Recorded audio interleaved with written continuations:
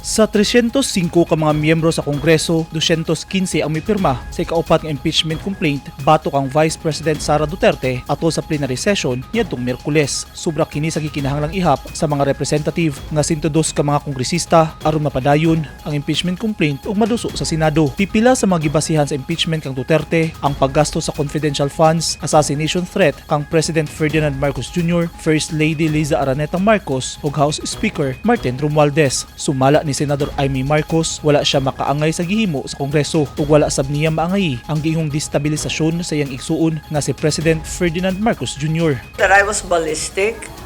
I was really angry. So, ayoko ng ganyan, ayoko ng sinabi ko nga ayoko talaga ng gulo ng impeachment ng ICC sa kabila yung ginagawa sa kapatid ko. Ayoko rin ng destabilization, rep-gov. Ayoko ng gulo sa dinami-dami ng problema ng Pilipinas. Impeachment ba talaga ang solusyon sa taas ng presyo ng bilihin at ng bigas? Impeachment ba talaga ang sagot dahil kulang ng trabaho sa Mindanao at walang kuryente? Dugang sa senador, mas daghang Pilipino ang nag-ilaid sa kalisod nga mas nanginahanglan og atensyon sa gobyerno. Impeachment ba talaga at ICC ang gusto natin para makatulong sa mga seniors, may kapansanan, pati sa mga magsasaka, mag-uuma? Yan ba talaga ang sagot dyan? Palagay ko hindi.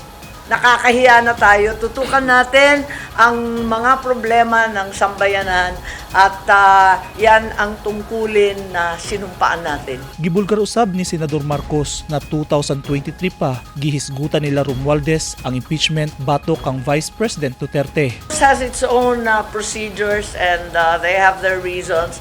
Nagulat lang ako kasi October 2023, pinag-uusapan na nila yan eh. Si Speaker talaga pambihira. Pagkatapos sa last night namin, biglang dadating. Anong pakay nun? Alam naman nila, hindi na mahahabol dyan. Ibig sabihin, manggugulo lang. Kasi hindi na, wala na, tapos na eh. Bakit ngayon lang? Anong ibig sabihin nun? Naduso na sa Senado ang impeachment complaint. Apan kasamtangang gipadaplin una. Ang sinabi na ni Speaker na wala ng time, hindi na nga na-receive properly and kinakailangan pa niyan kung ano-anong procedure para makita kung meron kaming rules of impeachment, marami pang pag-uusapan. Matagal pa yan, wala nang time. Kaya parang hindi sila seryoso. Ano bang nais nila ipakita? Yan ang tanong ko. Dahil panggulo lang yan eh. Kung ano, babalik naman kami sa June 2 at pag-uusapan kung anong dapat gawin. Pero ako, in principle, tutol ako sa gulong ganyan.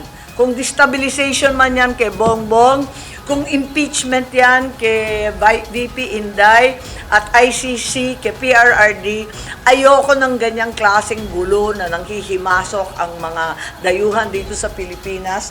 Ang gusto ko, tutukan ang problema ng bansa. Hindi naman yan ang solusyon eh.